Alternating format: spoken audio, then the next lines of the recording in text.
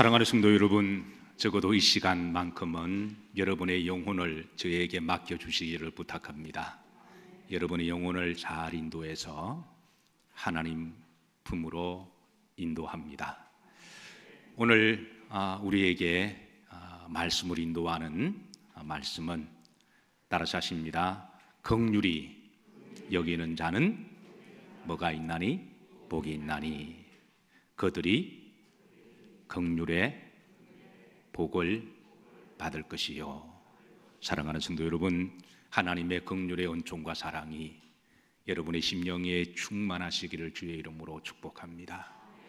메시아의 나라가 임하시게 되면, 하나님이 우리 속에 성령으로 통치하시게 되면 그곳에 하나님 주시는 축복이 긍휼의 마음이고 긍휼의 은총인 줄로 믿으시기를 주의 이름으로 축복합니다. 오늘 우리 수랍 찬양대가 드렸던 찬양처럼 내리는 뭐처럼? 비처럼. 이번에 대답하지 말고 가만히 있어봐요. 뭐라고 하는지. 흐르는 뭐처럼? 내리는 비처럼, 흐르는 강물처럼 하나님의 끝없는 긍휼과 사랑이 여러분의 심령에 임하시고 또 여러분의 가정에 임하시고 또 우리 영일교회에 충만하시기를 기도하고 축복합니다. 하나님은 긍휼의 하나님이세요. 성경에 보면 하나님의 속성을, 긍휼의 하나님이심을 우리들에게 많이 드러내고 계시는데요. 그 시편 103편 8절에 보시면 여호와는 긍휼이 많으시고 은혜로우시고 노하심을 더디하시고 인자하심이 풍부하시도다 그러셨습니다. 하나님은 긍휼이 많으신 분입니다. 또 그런가 하면 이사야 49장 15절에 보면 여인이 어찌 그 젖먹는 자식을 있겠으며 태에서 난 아들을 긍휼히 여기지 아니하시겠느냐. 그들이 부모는 혹 잊을 수도 있지만 잊을지라도 나는 너를 잊지 아니하리라. 이사야 55장 7절에는 죄인은 그 길을 버리고 악인은 그의 생각을 버리고 여호와께로 돌아오라. 그래야 하면 그가 따라서 하십니다. 긍휼히 여기시리라. 이 외에도 긍휼에 관한 말씀이 많이 있는데요. 하나님은 첫 번째, 하나님은 긍휼의 하나님이심을 드러내시고, 그리고 호세아 6장 6절에 보면 나는 여호와는 긍휼을 원한다 그러셨어요. 긍휼을 원한다. 그리고 하나님이 긍휼이 많으신 하나님이심을 드러내시고, 동시에 하나님을 믿는 하나님의 자녀들이, 성도들이 긍휼이 많기를 우리들에게 요청을 하십니다. 그래서 오늘 주님이 말씀하시기를 긍휼히 여기는 자가 뭐가 있다? 복이 있다. 복이 있는 사람은 긍휼히 여기는 사람인 줄로 믿으시기를 바랍니다.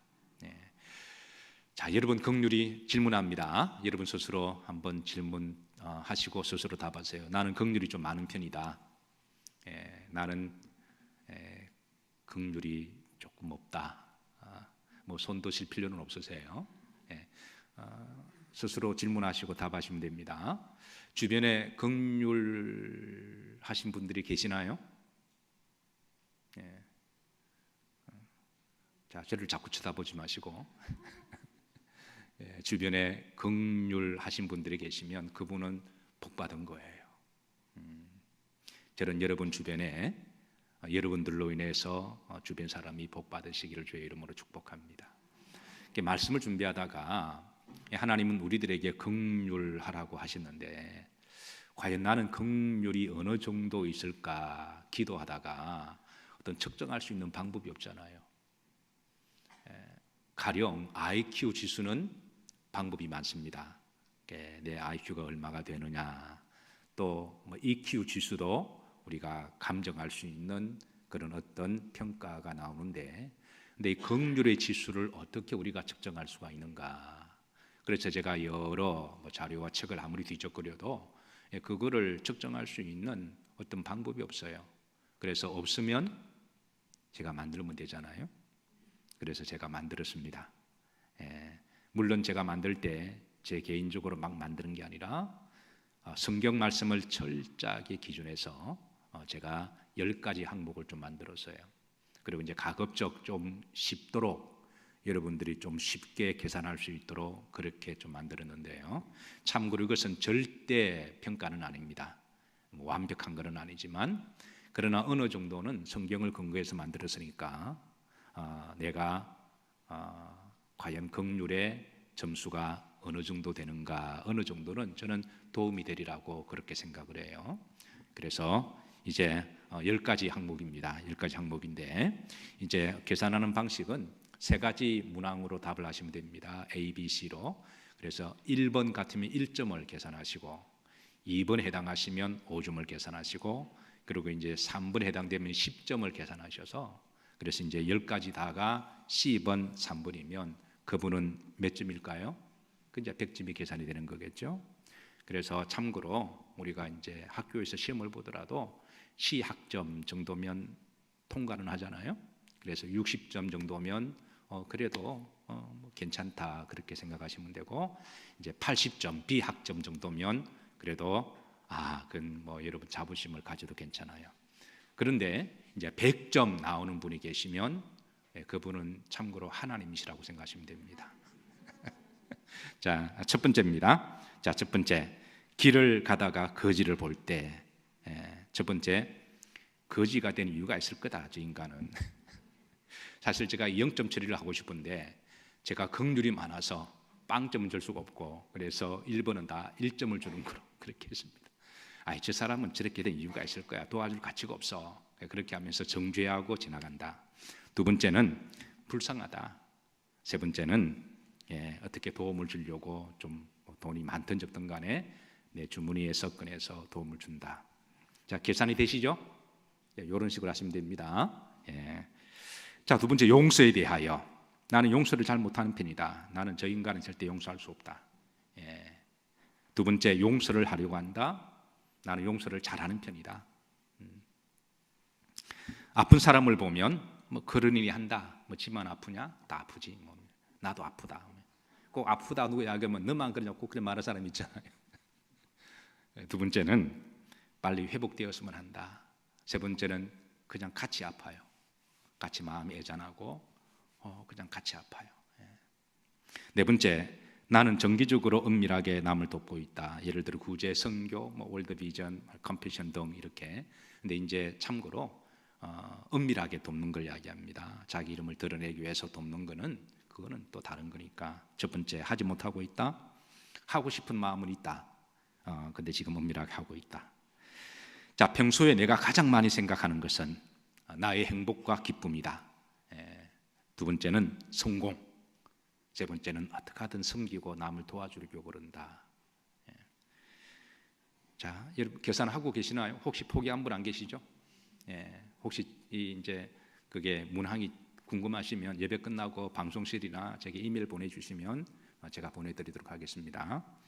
자, 여섯 번째, 나에 대한 주변 사람들의 평가에 대하여 이기적이라는 평을 듣는 편이다. 어떻게 당신은 당신밖에 몰라. 두 번째, 합리적이라는 평을 듣는다. 세 번째, 이타적이라는 평을 듣는다. 자, 일곱 번째, 모처럼 등산을 갔을 때 회원 중에 한 명이 다리가 삐었습니다. 그러니까 정말 모처럼 가고 싶은 등산을 갔어요.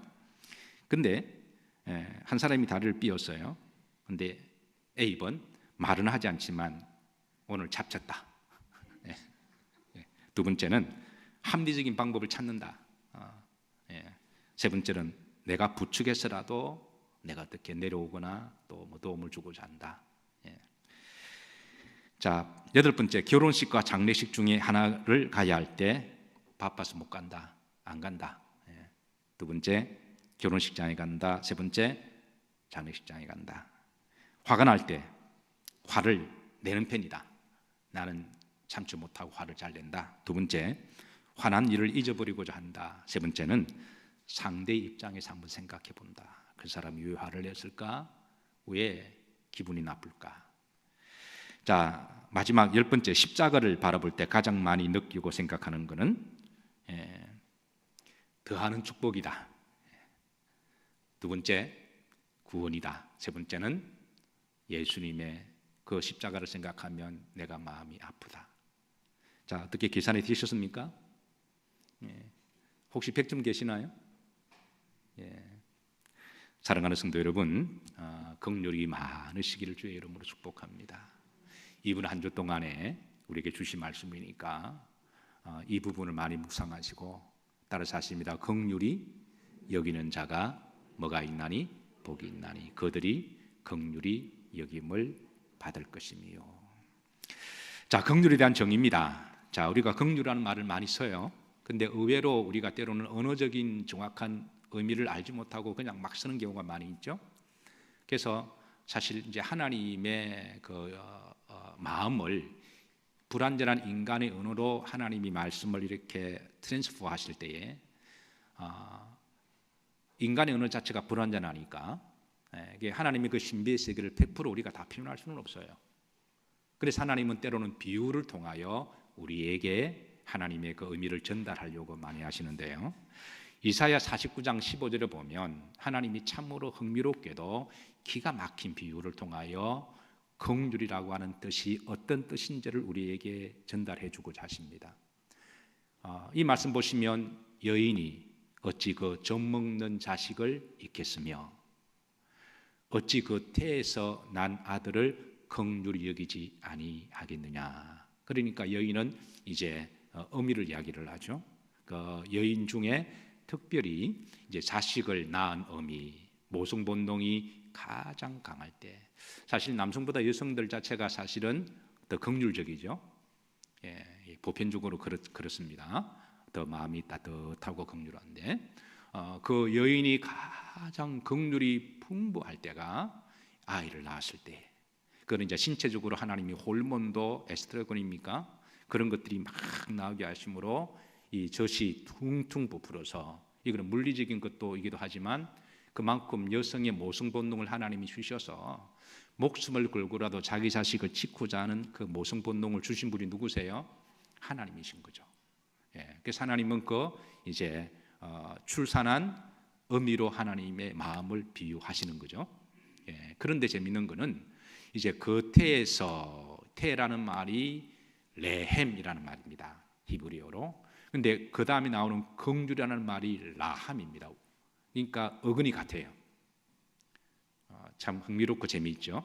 그러니까 하나님의 긍휼을, 하나님의 그 마음을 어떻게 우리들에게 전달하시느냐. 하나님이 이제 아이를 가슴에 품고 모성 본능이 가장 많이 나오는 그 모유가 나오는 상태, 그런 상태의 풍성한 상태에 이제 그 마음을 비유를 하시고, 그리고 여인의 그 태, 자궁을 이야기하죠. 그 여인이 그 자식을 가장 사랑하고 또 보호하고 지키고 또 긍휼히 여기는 그 상태를 자궁에 있을 때, 그때의 마음을 하나님의 마음이라는 거예요. 그래서 태, 자궁과 긍휼을 같은 용어로 쓰고 있습니다. 이게 바로 누구의 마음이다? 하나님의 마음이시다. 그래서 시편 103편 8절 보시면 여호와는 따라서 하십니다. 긍휼이 많으시고, 긍휼이 많으시고, 그러면서 그 다음에 나오는 이제 수식어가 어떻게 보면 긍휼이 많으신데 그 긍휼 안에는 이제 은혜가 많으시고, 은혜가 풍부하시고, 그다음 노하기를 더디하시고, 아까 설문 중에 그 분노라는 게 들어가 있죠. 그리고 은혜라는 것도 들어가 있죠. 그 다음에 인자하심이 풍부하시도다. 인자인에도 들어가 있습니다. 그래서 이런 근거에서 제가 설문조사를 만든 거예요. 이게 이제 하나님의 긍휼하십니다. 사랑하는 성도 여러분, 긍휼히 여기는 자가 뭐가 있다? 복이 있다. 우리는 사실 복하면 어떤 물리적인 복을 이야기하고 그리고 세속적인 복을 많이 추구합니다만은, 물론 그게 필요 없다라는 건 아닙니다. 하나님이 필요하시면 주십니다만은, 그러나 본질적인 복은 바로 영적인 복인 줄로 믿으시기를 주의 이름으로 축복합니다. 그 집이 부부끼리 서로 긍휼하면 얼마나 그 좋은 집이 되겠어요? 그죠? 인간관계도 서로 연약하게 여기고 서로 불쌍히 여기고 내가 도와줘야 되겠다. 이렇게 하면 그 프렌드십이 우정과 사랑이 얼마나 더 깊어질까요? 우리가 살기 좋은 세상은 과학 기술과 문명이 발달해서 살기 좋아지는 게 아니라 이런 영성과 사랑과 긍휼이 우리를 아름답게 행복한 세상을 만들어갈 줄로 믿습니다. 긍휼히 여기는 자가 뭐가 있다? 복이 있다. 자, 그래서 이 성경에 보면 이 긍휼이라고 하는 단어 자체가 함의가 워낙 다양한 뜻을 품고 있어서 어떤 부분은 센텐스에 따라서 다양하게 번역을 하고 있습니다. 그래서 첫 번째 시편 85편 10절에 보면 인애와 진리가 같이 만나고 그랬습니다. 의와 화평이 서로 입맞추었으며, 여기에 인애라는 말은 레헴이라는 말로 이게 긍휼입니다. 이전 성경에는 긍휼과 진리가 같이 만나고 이렇게 번역했거든. 근데 이번에는 또 이제 인자, 인애, 어질 인자 사랑의 자잖아요. 그러니까 긍휼 안에는 하나님의 어진 것과 어질고 사랑하는 마음을 품고 있는 게 하나님의 긍휼이다. 호세아 6장 6절 보시면 나는 인애를 원하고 제사를 원하지 아니하며 번제보다도 하나님의 뜻을 아는 것을 더 원한다 그러셨거든요. 근데 이게 말씀 잘못 오해하면 안 됩니다. 인애, 이전 성경은 이게 긍휼입니다. 이게 또 레헴입니다. 긍휼을 원하고 근데 이번엔 또 인애로 그렇게 번역을 했어요. 어쨌든 하나님은 긍휼을 원하시고 제사를 원하지 않는, 예배가 필요 없다라는 말이 아니라 우리가 하나님께 예배 드릴 때 가장 기본적인 마음은 하나님 나 이거 해결해 주시고 저거 용서, 이거는 마음이 아니라 긍휼의 마음을 가지고 예배를 드려야 함을 말씀한다라는 거예요. 긍휼이 없는 예배 하나님이 원하지 않으신다라는 거예요. 마음의 분노와 또 원수 갚는 것과 마음에 어떤 적의가 있으면, 그런 마음이 있으면 교회 들어올 때 다 밖에 내려놓으시고 교회 들어오실 때는 하나님 긍휼의 마음으로 들어오게 해주세요. 그게 하나님이 원하시는 제사입니다. 두 번째 은혜의 뜻을 담고 있어요. 시편 25편 16절에 보면 이제 다윗의 기도인데요. 다 같이 합독합니다. 주여 나는 외롭고 괴로우니 내게 돌이키사 나에게 은혜를 베푸소서. 이게 원문에도 이제 이게 라함이라고 긍휼을 베풀어 달라고. 그러니까 다윗이 성전에 들어올 때마다 은혜를 베풀어 달려고 머리를 숙이고 겸손하게 들어와서 예배를 드렸다는 것이죠. 세 번째 용서를 품고 있습니다. 이사야 55장 7절에 보면 악인은 그 길을 버리고 불의한 자는 그 생각을 버리고 여호와께로 돌아오라. 그리하면 그가 뭐를 베푸시리라? 긍휼을 베푸신다 그랬습니다. 그래서 여기에서는 이제 또 그가 너그럽게 마하리라 용서하시리라. 그 뒤에 스스로를 앞에는 긍휼히 여기신다, 용서하신다. 이렇게 평형 문구를 두어서 긍휼 안에는 하나님의 용서를 담고 있음을 드러내고 있습니다. 사랑하는 성도 여러분, 우리가 자식을 키우다 보면 부모가 용서하지 못할 자식은 없어요. 때로는 그 자식이 또 죄를 지었습니다. 그럼 세상 사람들은, 판사나 검사들은 죄인이다 번호를 부르죠. 그런데 남들이 다 죄인이다 시너라고 그렇게 불러도 부모는 그 자식을 죄인이다 부르지 않습니다. 아들아, 내 사랑하는 딸아 이렇게 부르죠. 도둑질하다가 잡혀도 남들은 도둑놈이다 불러도 부모는 그 자식 보고 서로 그게 맞아도 그렇게 부르는 자식 없습니다. 아들아, 딸아 이렇게 부르죠. 그 자식이 사람을 죽였습니다. 살인자입니다. 남들은 살인자다 불러도 부모는 그 자식을 향하여 살인자라고 부르지 않습니다. 아들아, 딸들아. 이게 부모의 마음이듯 하나님도 우리를 이제 죽일 놈, 죄인, 지옥 갈 놈 이렇게 부르지 아니하시고 아들아, 딸아 이렇게 부르시는 것은 그건 하나님의 긍휼의 마음 때문에 그러신 것이죠. 사랑하는 성도 여러분, 긍휼히 여기는 자는 뭐가 있나니? 복이 있나니. 사실 이 땅의 부모님들은 자식을 향하여 다 긍휼을 베풀어 주셨습니다. 사실 아까 제가 오늘 예배 서두에 나는 긍휼을 베풀어 본 적이 있는가라는 질문 속에는 사실 자식을 키우면서 자식한테 긍휼을 안 베푼 부모가 어디 있을까요? 다 베풀었죠. 그리고 우리도 부모한테 긍휼을 받았습니다. 우리도 부모의 긍휼이 없었으면 우리가 태어나지 못한 거죠.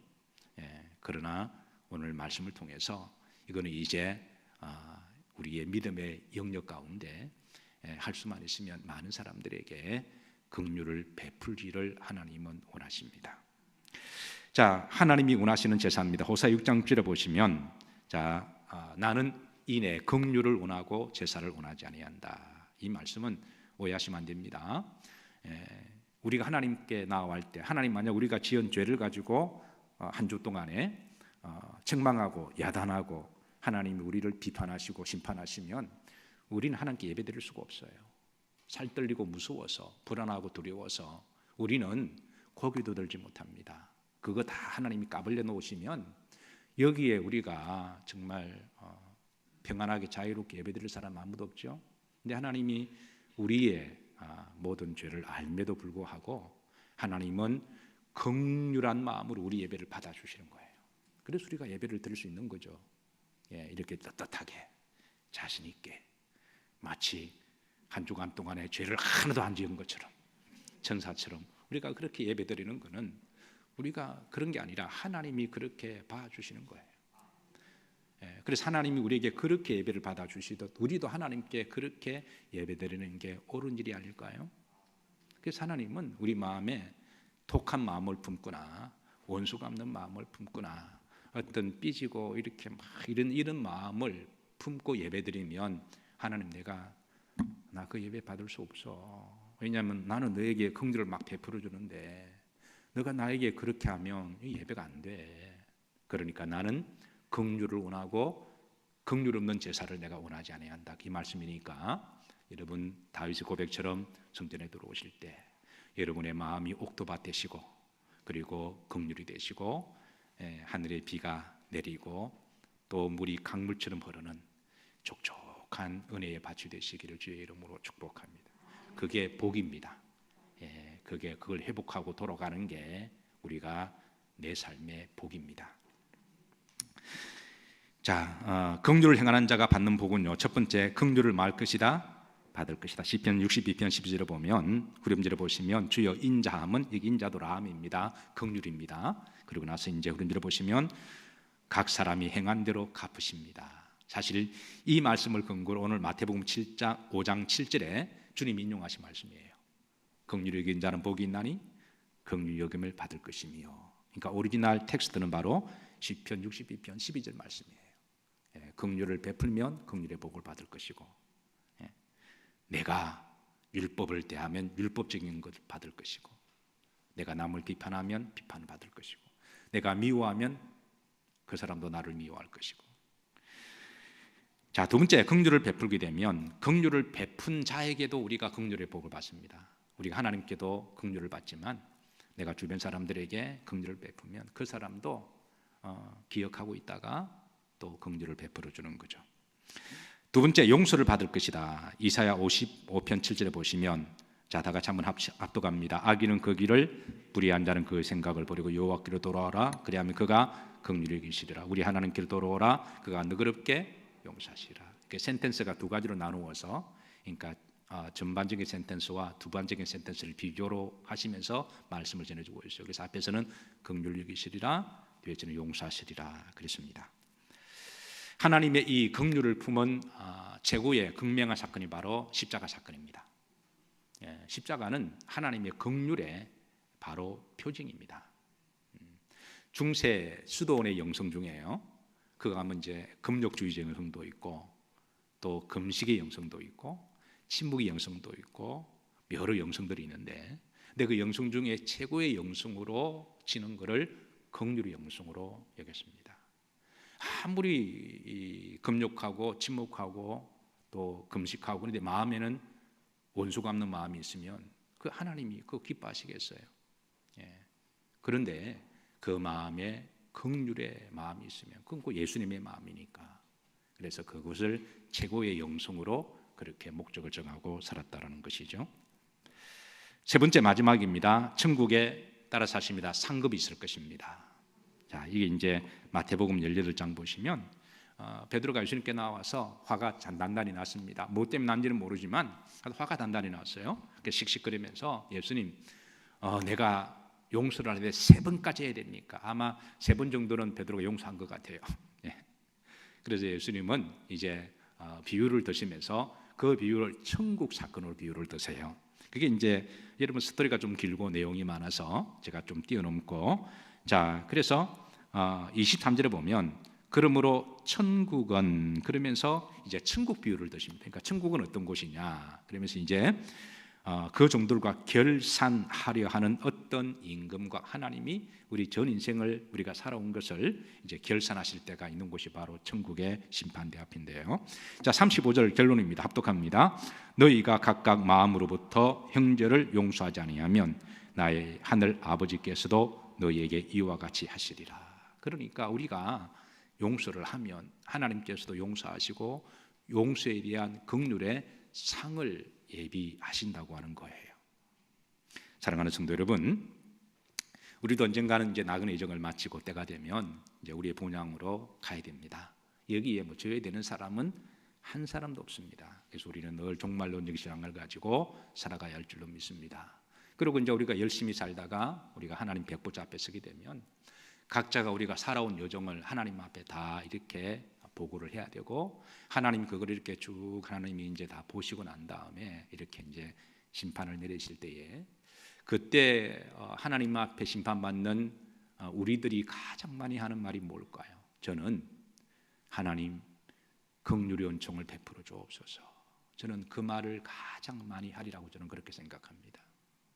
물론 여러분들 중에 어떤 분은 믿음으로 선하게 잘 사신 분도 많이겠지만, 그러나 우리가 들어보면 다 죄가 있고 허물이 많잖아요. 그런 것들이 이제 하나님 우리 모든 걸 여정을 이렇게 다 한번 리뷰하시고 파노라마처럼 다 보시고 하나님이 정리를 하셔야 되시거든요.